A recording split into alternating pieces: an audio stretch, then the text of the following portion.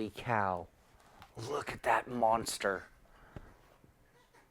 Wow, look at that.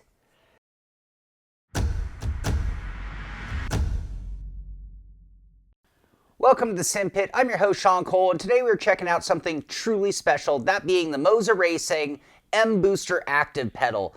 This pedal takes typical sim racing braking and flips it on its head. Instead of the use of elastomers or springs or even hydraulics, we're talking about a force feedback driven motor. Think of this as being like the equivalent of a direct drive steering wheel in the form of a brake pedal. No more gimmicky haptics. This is force feedback driven ABS traction control, vibrations, G-forces, and even gear shifts through the pedal itself. While you can make the argument the mBooster pedal is designed specifically to be a brake pedal, it actually can be used as a gas or also as a clutch, or for those with really deep pockets, you can do it for all three pedals.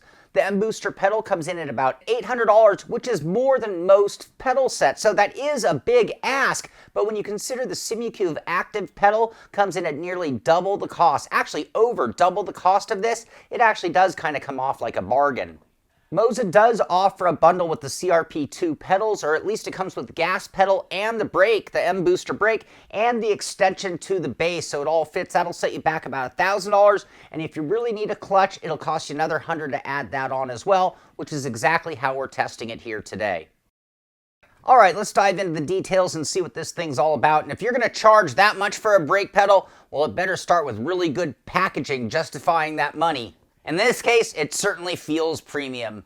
Cracking open the box, the first thing that jumps out is the absolute unit of a power supply. Seriously, it's massive.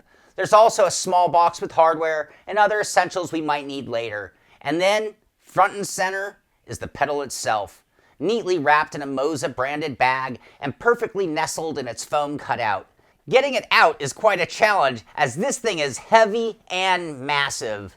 And just to give you an idea of just how massive, this thing's over 15 inches long. Look at that monster. Wow, look at that. That's crazy. Which I think most pedal sets come in at about 15, which is exactly why we need the extension just to support this beast of a brake pedal. It's only 3.5 inches wide, which is barely wider than a standard pedal, and at the face, it matches the height of the Moza CRP pedals, so it should feel familiar.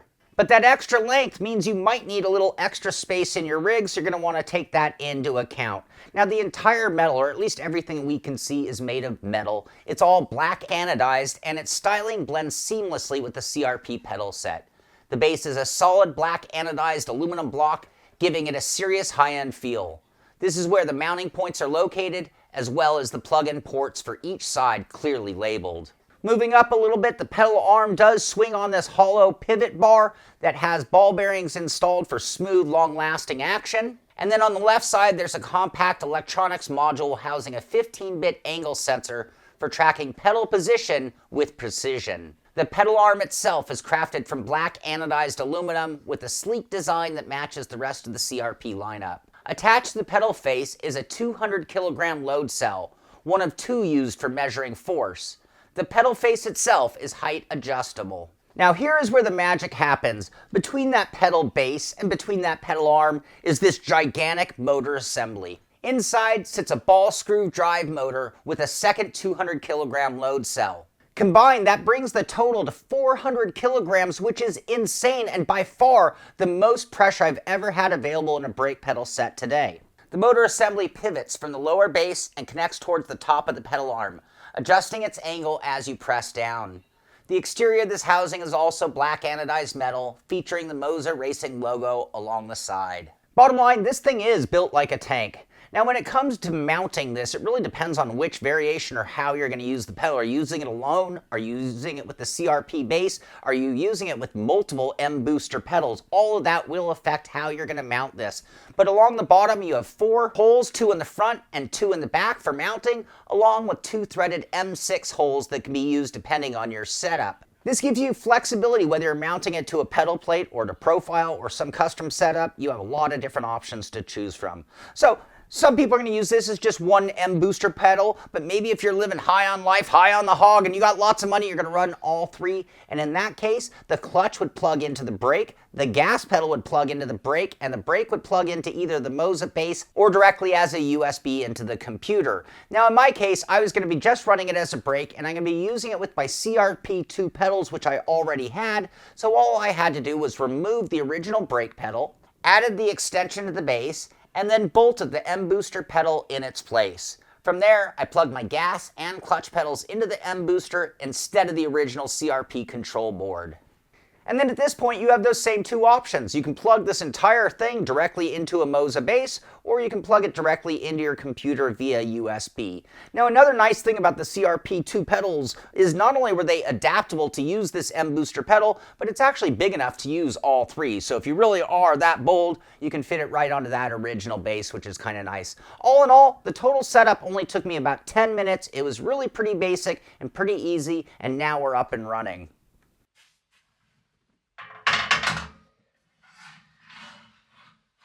With the mBooster pedal installed on my now turbocharged CRP2 pedals and all that put back on my rig, we can actually get out on track and get down to business and see how this thing actually performs. And I gotta tell you, the very first time I pressed the brake pedal, I was blown away by how normal it felt. I mean, it was smooth, its action was very similar to what I'm accustomed to, and I guess I shouldn't even be surprised by that, because that is the whole point and purpose, having a proper brake pedal. In fact, this pedal felt quite normal, and that made me happy right away. In the default configuration, the pedal has a good amount of travel and a medium level of pressure when compared to most common pedal sets. Now with that said, everything about this pedal actually does feel quite different. Let's talk about it. This pedal is alive, it's active. It is a living, breathing, reactionary device that is going to tell you everything going on under braking, or under your foot.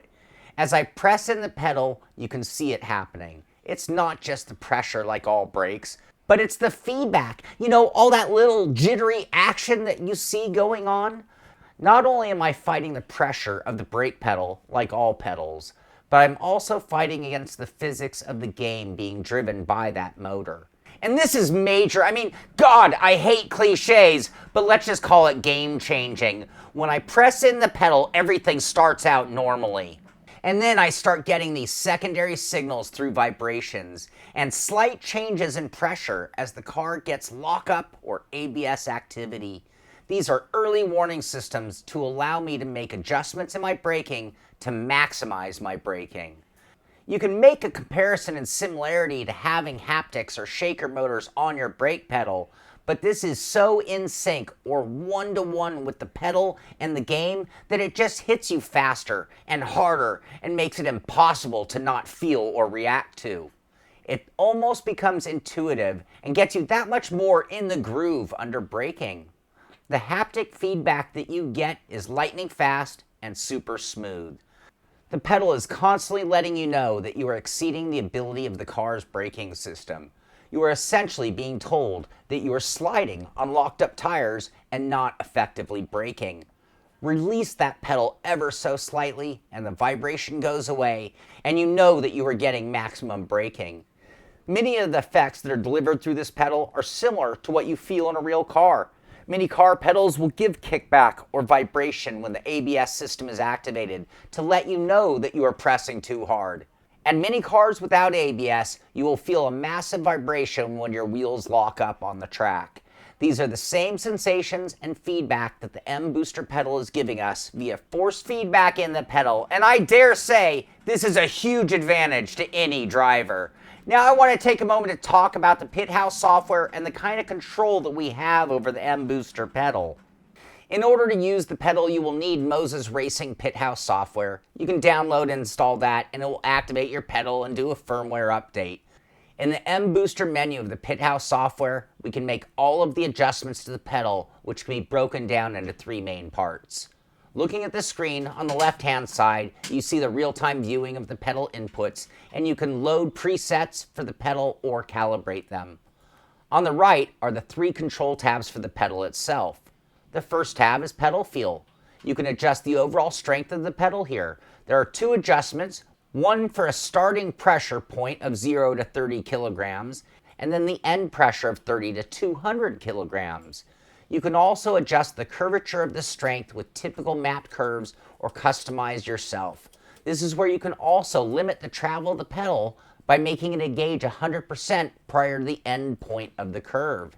It is very easy to make these adjustments, and again, this adjusts the overall feel, strength, and distance of the pedal.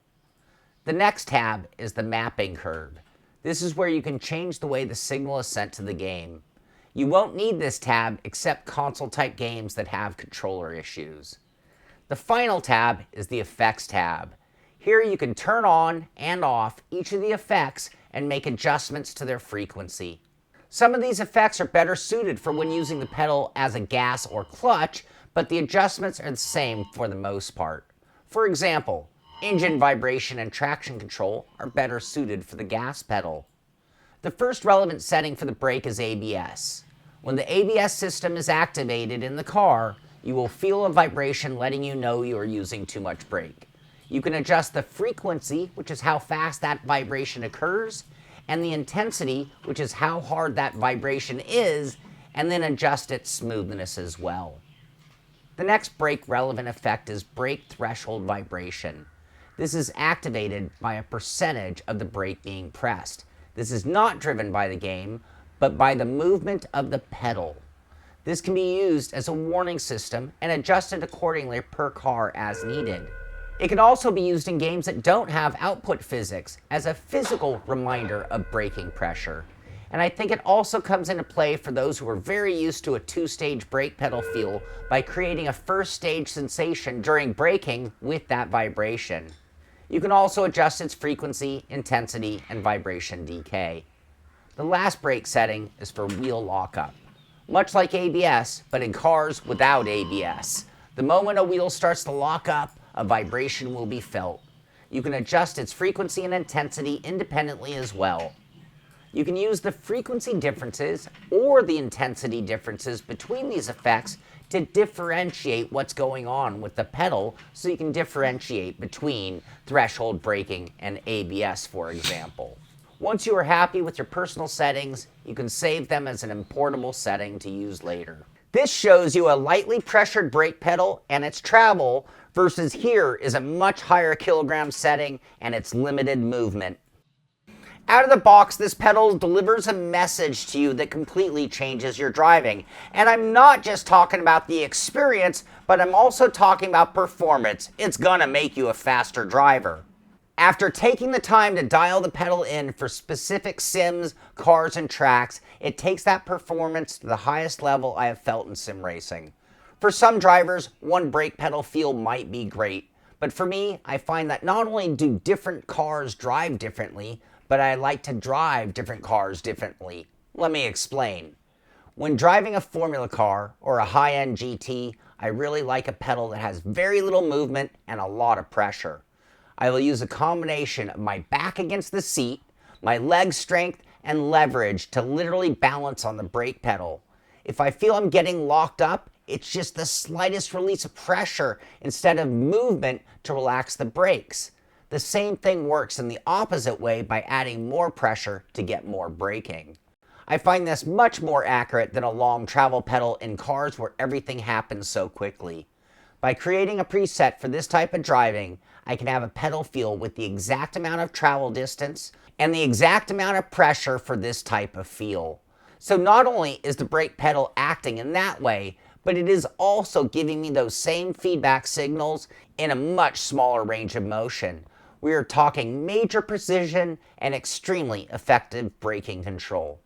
I find this to be much more consistent, and the end result is faster lap times. When I switched over to rally driving, that same setup didn't work all that well. It wore me out. In road racing, we might have 10 or 15 corners with only 1 or 2 major threshold braking sections per lap. But in rally racing, I find myself needing full braking constantly, and that Formula setup was just too brutal. For rally driving, I actually prefer a much softer pedal with a bit more travel. With the constant changing terrain and severity of corners, I find that using more travel and less pressure allows me to be a bit more delicate with the pedal. I created a preset for these conditions and immediately started seeing better results in my driving. The pedal allowed for a bit more range in the low-end pressure moments of braking so that I could scrub speed without locking up the brakes, which immediately takes you off your line in loose terrain. In the end, I only needed a few different presets to make this brake act as I wanted. You could almost say a version for a softer pedal, one for a medium, and finally a strong pedal feel. Between these, I get the results I need without much effort. In scenarios where I'm running an entire season in the same car, I can spend a bit more time and make small adjustments to the feedback to be perfectly timed for that individual car and get even more out of that combination.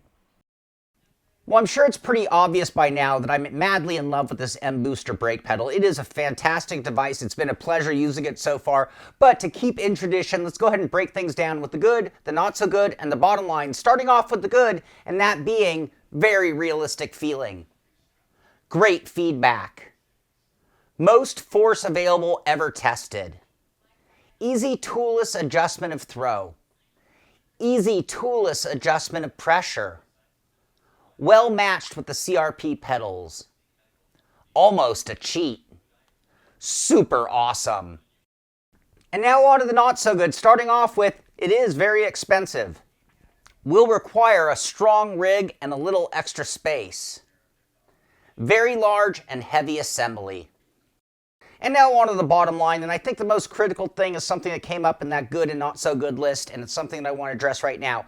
Is this a cheat?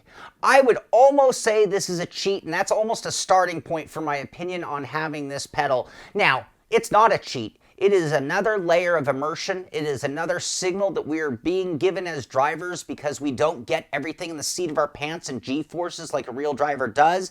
So I think it's more of an advantage than a cheat. But the bottom line is this is going to help you with your braking. It is going to make you more consistent, and it is going to give you the feedback to make very, very fast adjustments to get the most out of the car each lap.